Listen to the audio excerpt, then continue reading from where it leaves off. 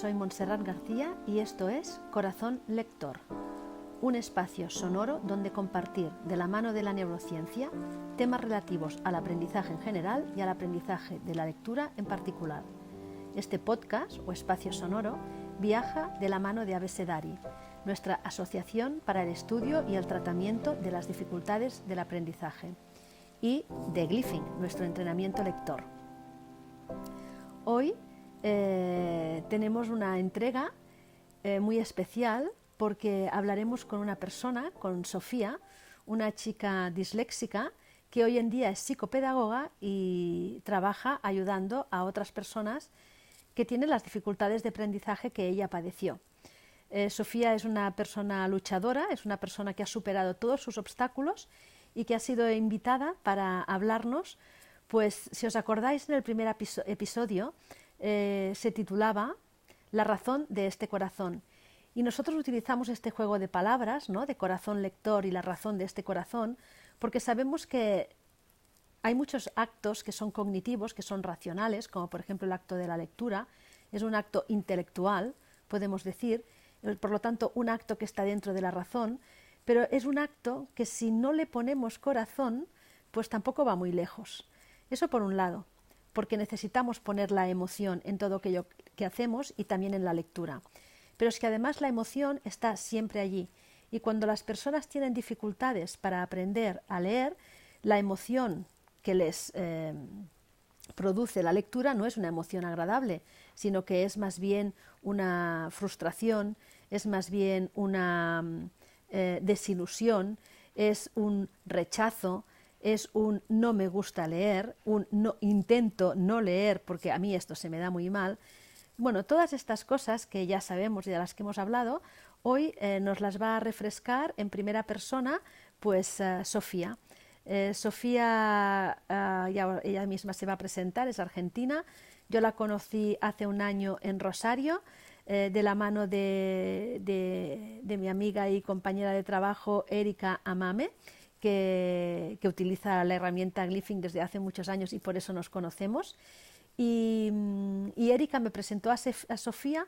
Sofía es una persona que había trabajado la lectura con Erika y es un ejemplo pues de superación, y con su testimonio tenemos algunas perlas que bueno, que vais a ir descubriendo a través de esta entrevista.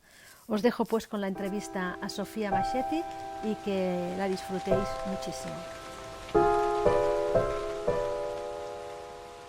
Hola Sofía. Hola, Monse. Muchas gracias por haber accedido a esta entrevista. Esta entrevista forma parte de los podcasts de Corazón Lector, donde estamos intentando visibilizar no solo las dificultades de lectura, estamos intentando visibilizar el mundo de la lectura con toda su complejidad, y dentro de su complejidad hicimos un episodio que hablaba de la dislexia. Y dije, esto es una primera parte porque es la parte teórica, vamos a hacer una segunda parte y en su momento una tercera seguramente, pero con cosas más de terreno, ¿no?, de personas que habéis convivido con la dislexia. Entonces, bueno, lo primero era, en lugar de presentarte yo, si te quieres presentar tú misma, para que todo el mundo sepa quién le va a hablar ahora. Dale, bueno, primero, Monse, gracias por invitarme a participar. La verdad que es un honor y estoy muy contenta, así que muchísimas gracias. Y bueno, me presento, mi nombre es Sofía Machetti, tengo 24 años y soy de Argentina. Actualmente soy psicopedagoga, me recibí ya hace 2 años. Mi tesis final de carrera la hice sobre una investigación a docentes acá de Rosario, que es donde yo vivo, para poder ver cuál era su conocimiento acerca de la dislexia, qué herramientas tenían, cómo abordaban si tenían un paciente en el aula. Así que bueno, esa fue mi tesis final. Y actualmente trabajo como psicopedagoga, trabajo en un consultorio donde, bueno, atiendo chicos con dificultades de aprendizaje y chicos con discapacidad. Muy bien. Y oye, ya que has nombrado tu tesis, ¿cuál fue el resultado de tu tesis, así como sucintamente? Mi resultado fue, o sea, yo primero lo que hice fue una investigación donde ellas tenían que responder un cuestionario, donde el cuestionario dio bastante bajo, donde tenían algunos conocimientos, pero no muy precisos, y la falta se notaba más en qué herramientas darle a los alumnos, o cómo trabajar con esos alumnos, o qué era mejor para cada uno. Y bueno, y después el final de mi tesis fue que realicé una capacitación docente, bueno, con el fin de poder capacitarlos en lo que es todas las dificultades de aprendizaje, en dislexia, en disgrafía, en discalculia.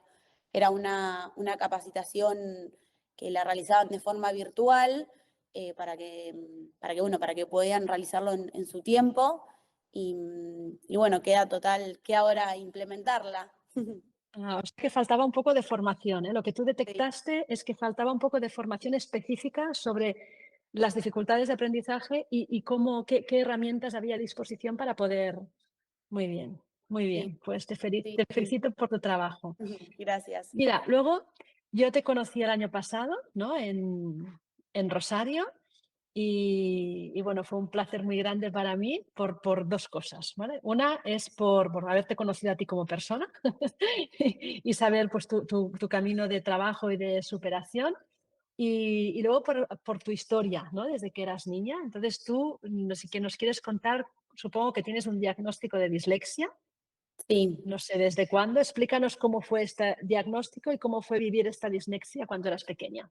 Bien, bueno, cuento toda mi trayectoria.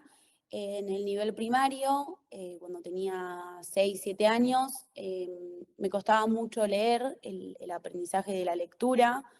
En su momento acá en Rosario fui una fonoaudióloga, pero nunca con un diagnóstico de dislexia. Y después arranqué con una psicopedagoga donde tampoco mi diagnóstico fue de dislexia, o por lo menos yo no lo sabía. Entonces como que mi sensación de niña fue como que, ¿qué me está pasando? O ¿qué me pasa? ¿Por qué estudiaba y no aprobaba? ¿Por qué no podía leer enfrente a mis compañeros? ¿Por qué me sentaba en el primer banco? ¿Por qué la maestra se me sentaba al lado? Era como todo era preguntas de por qué, o más que nada qué me está pasando. Y después, en quinto grado, que será a los 10 años, me dieron el alta, no fui más a la psicopedagoga, terminé el primario y arranqué el secundario, donde los estudios se pusieron mucho más difíciles y me empezó a ir súper mal. Lo mismo, tampoco podía leer enfrente a mis compañeros, leía una oración y no podía comprender qué estaba leyendo. Me costaba muchísimo el estudio y más que nada el comprender, era como que todo me implicaba mucho tiempo. Y bueno, ahí volví a ir a una psicopedagoga, me volví a realizar un diagnóstico y bueno, transité toda mi secundaria con adaptaciones curriculares de contenido, de menos material de estudio. Y, y bueno, y terminé quinto año con algo muy lindo, que terminé leyendo el discurso de fin de año de todo mi grupo, así que muy emocionante. Ahí ya tenía un diagnóstico de dislexia, pero como yo seguía como con muchas preguntas, como con muchas dudas, bueno, como que yo sentía que necesitaba seguir teniendo herramientas. Y bueno, arranqué la facultad, que era como un desafío también, porque era, bueno, volver más a enfrentar el estudio, y también era un desafío emocional, porque era, bueno, como investigar y conocer todo lo que a mí me pasaba, pero como que tenía esas ganas como que mi motivación era que yo quería ayudar a los niños como me habían ayudado a mí, o quererme ayudarlos más todavía y poder como investigar más sobre el tema.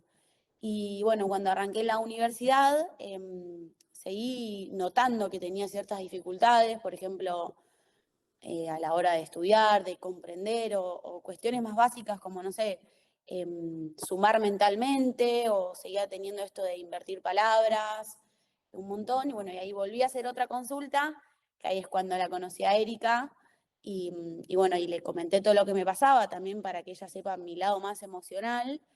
Y bueno, ahí me volví a hacer un diagnóstico y ahí fue como cuando realmente confirmé a mis 18 años, tengo dislexia. Tengo Y dislexia, perdona, todo lo otro. Sí, perdona, el diagnóstico anterior, ¿a qué edad lo tuviste? a los 14 años, el de la ¿Y tú, secundaria. con todo lo que sabes ahora, luego seguimos, ¿eh? Pero con todo lo que tú sabes ahora, porque has estudiado pues para justamente trabajar y tratar las dificultades de aprendizaje, ¿qué crees que pasó? O sea, ¿por qué crees? O sea, ¿te has podido explicar por qué no había un diagnóstico? ¿Por qué nadie te acababa de explicar exactamente qué es lo que te pasaba? ¿Tienes alguna explicación?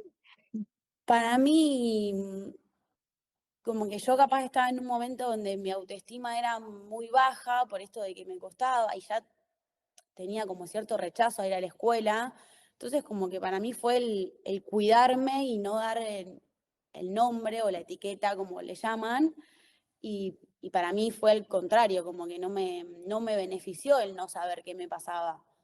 Ah, o sea, ¿tú crees que los adultos sí que sabían lo que te estaba pasando, pero no te lo dijeron? Mi familia no, mi familia tampoco sabía. Para mí fue Ah, más cuestión de la profesional en su momento, de que decidió no decírmelo. O sea, porque en su momento también, como a mí me costaba mucho en matemática, era como que, bueno, tenés discalculia, me decía.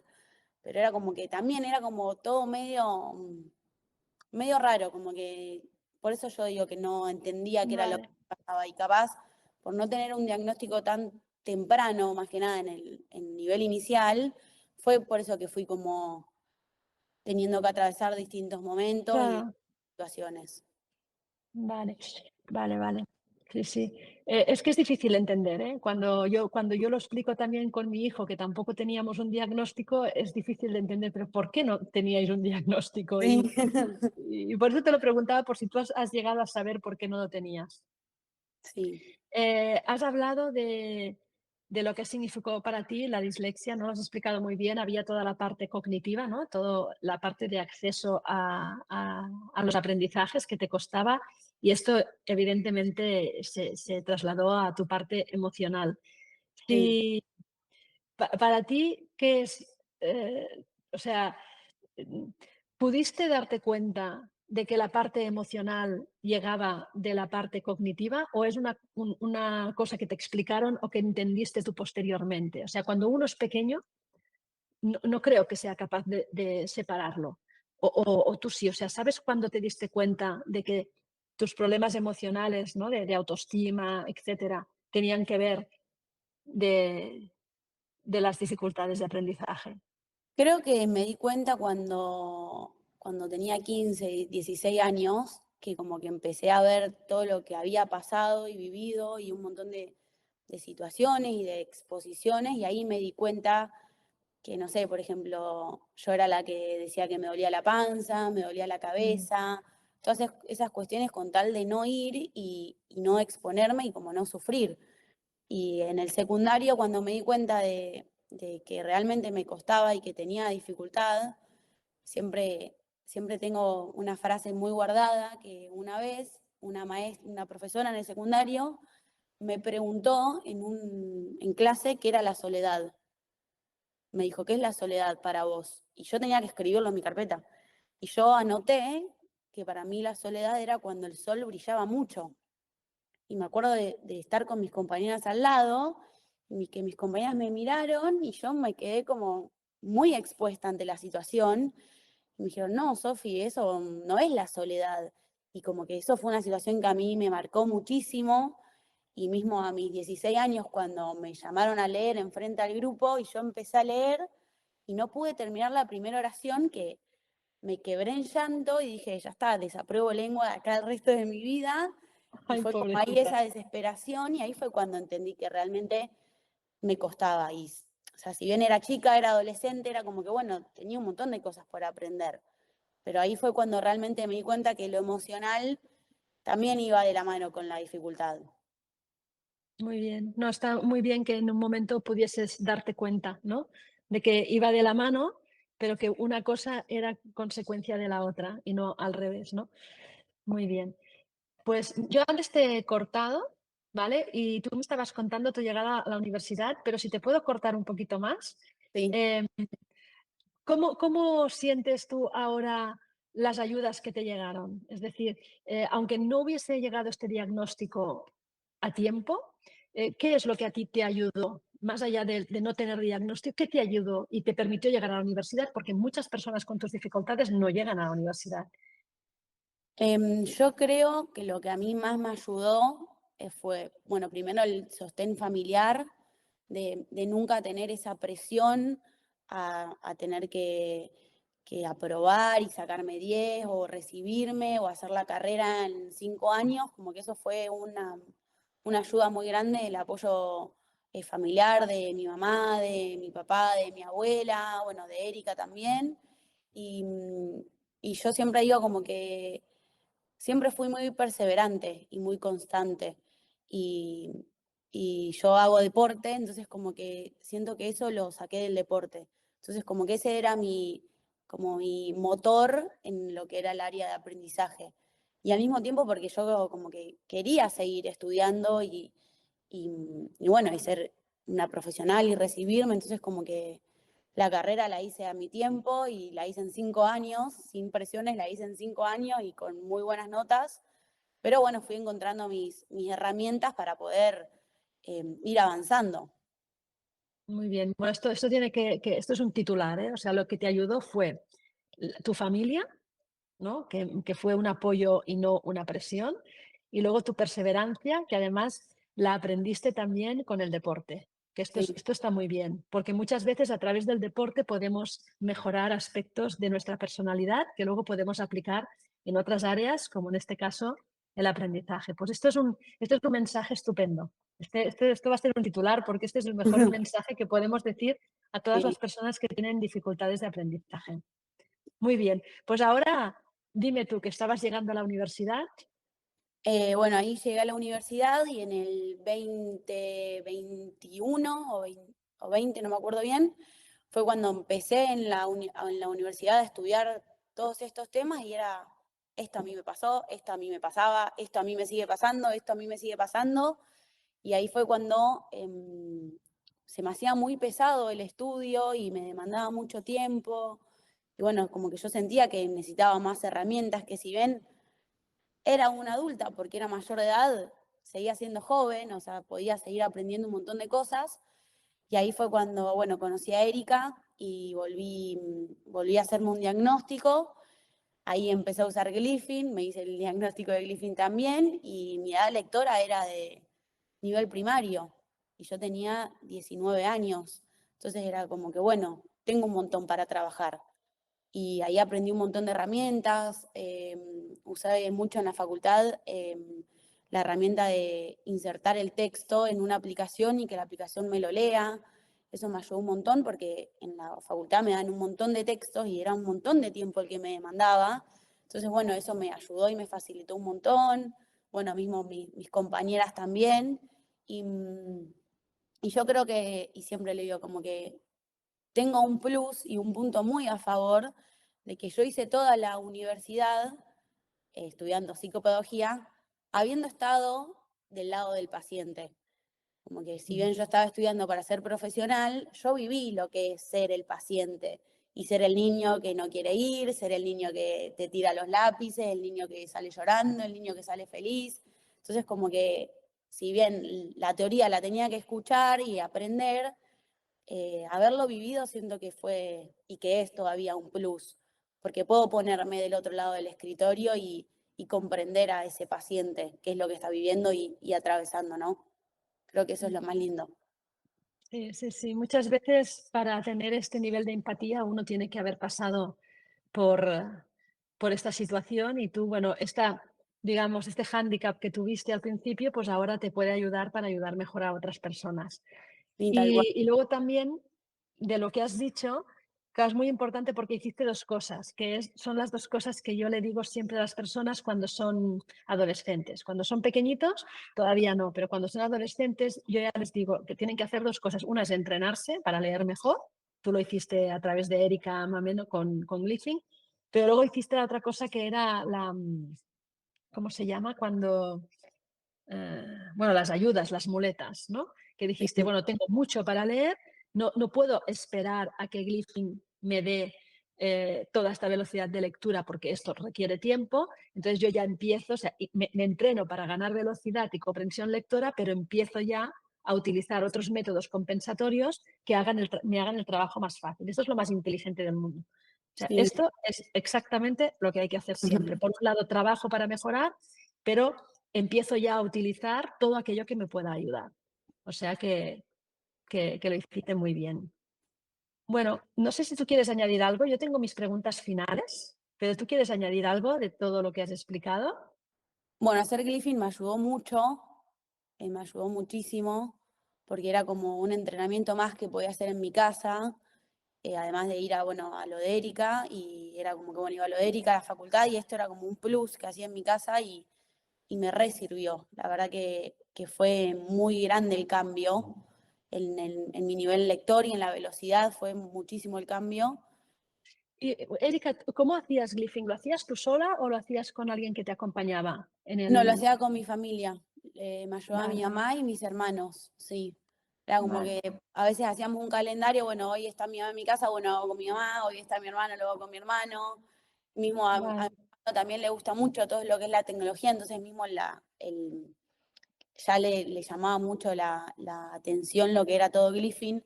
Entonces, bueno, lo hacíamos juntos.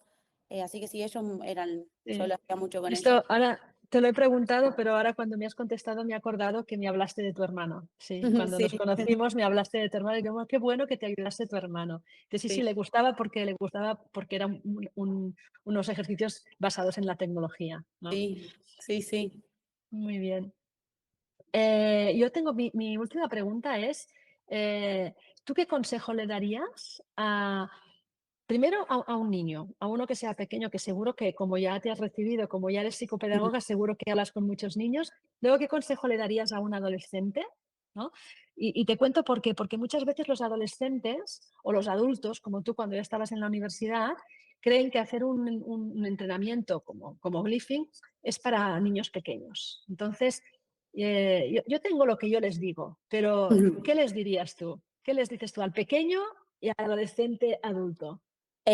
Primero al pequeño, o sea, siempre digo que confíen en que ellos pueden, que confíen, que si ven el camino por momentos es difícil, que confíen que lo van a lograr, que tengan paciencia, mismo también a los padres, que tengan paciencia y que entiendan el proceso de aprendizaje, que no es que de la noche a la mañana van a aprender a leer, entonces que confíen y que tengan paciencia, que tengan esta constancia y, bueno, esta perseverancia. Eso le digo más al niño pequeño y, bueno, que no se rinda, pero es más difícil que lo puedan entender. Y al adolescente y adulto le diría que, y yo también me lo digo, que siempre que uno se proponga algo, que se puede lograr, que nada es imposible. Yo en su momento, agrego una anécdota personal, cuando decido que voy a estudiar psicopedagogía, eh, tuve varias personas que me dijeron que no iba a poder realizar la carrera. O sea, me crucé con muchos profesionales que su actitud hacia mí era que yo no iba a poder y que no me iba a poder recibir y cómo iba a ser para ejercer el día de mañana. Es como que yo siento que me hice una coraza interna donde dije, yo sí puedo. Entonces, por eso creo que la perseverancia es lo más importante. Y mismo también, tanto para el niño como para el adulto, que cuando uno tiene una dificultad, ocuparse del tema, ir a algún profesional, como fue yo en mi caso, que volví a ir a un profesional a los 18 años, es querer mejorar y ir superándose uno.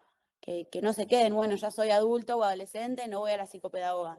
No, porque tienen un montón de herramientas que seguir incorporando y que mejorando y que mismo te sirven para el resto de tu vida. Así que creo que esas son mis frases y mis consejos. Muy bien, pues son muy buenas frases, muy buenos consejos. Y mira, el otro día estábamos hablando justamente de esto, ¿no? De cuando una persona te anima y otra persona te hunde. Y todos, o al menos unas cuantas personas, todos adultos como yo, ya mayores, teníamos en la memoria alguna persona que en algún momento nos hundió y sin tener dificultades de aprendizaje. A mí misma me pasó y me pasó que todavía hoy en día no sé por qué este hombre, que era un profesor de mi colegio, que no era mi profesor en ninguna materia y que no me conocía de nada, me paró en los pasillos del colegio en el momento en que sonaba el timbre, que todos volvíamos a clase después del recreo. Yo tenía 16 años, estaba, o 17 años, estaba en bachillerato, y me arrinconó en una pared y me dijo textualmente, mira, te voy a decir una cosa porque tu tutor no te lo va a decir. Dice, pero deberías decirle a tus padres que no gastasen dinero en tu educación porque no sirves para estudiar. Yo me quedé, y se fue.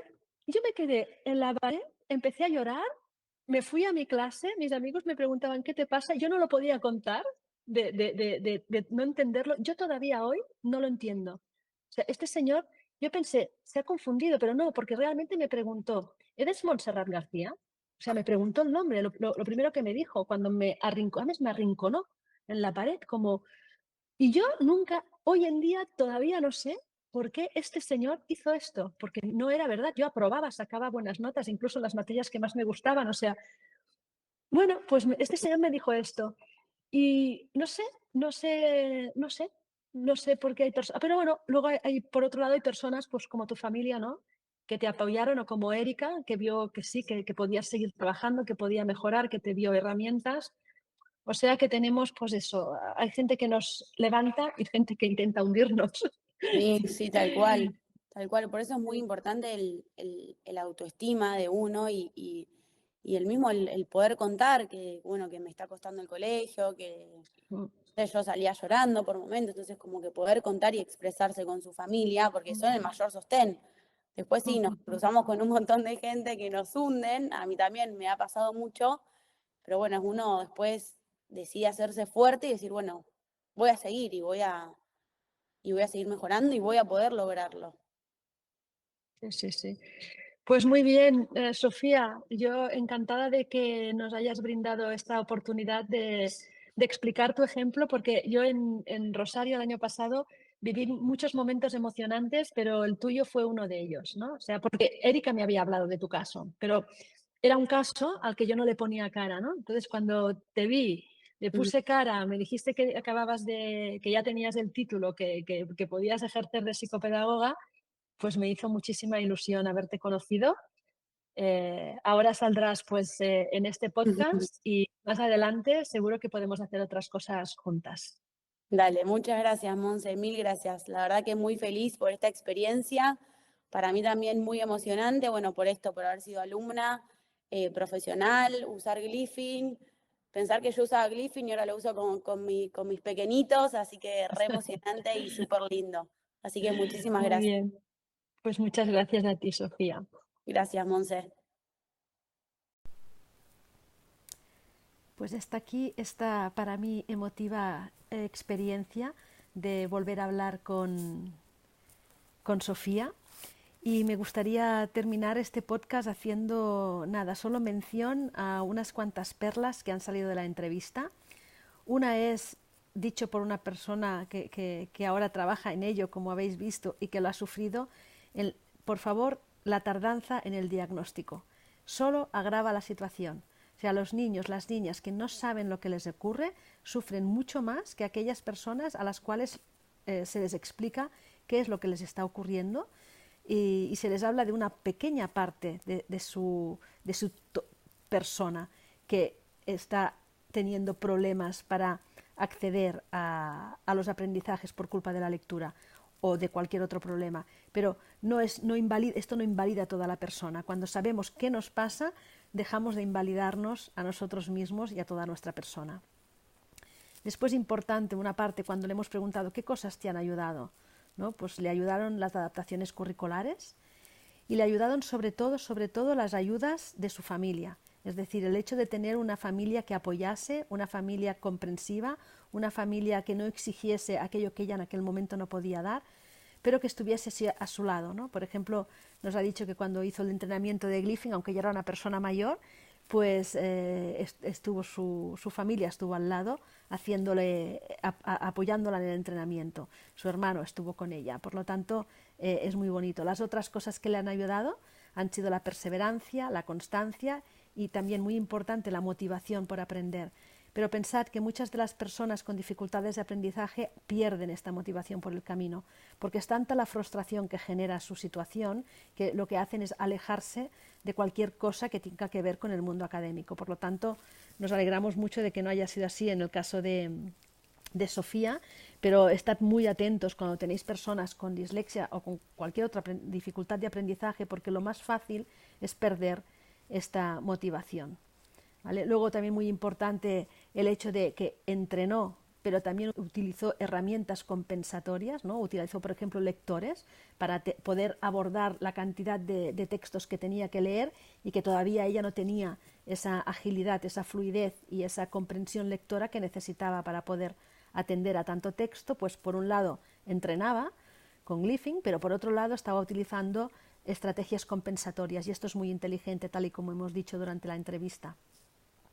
Y luego finalmente las grandes palabras, ¿no?, que ha utilizado, que son muy grandes estas palabras, porque son las palabras que acompañan a todo aquel que consigue sus retos.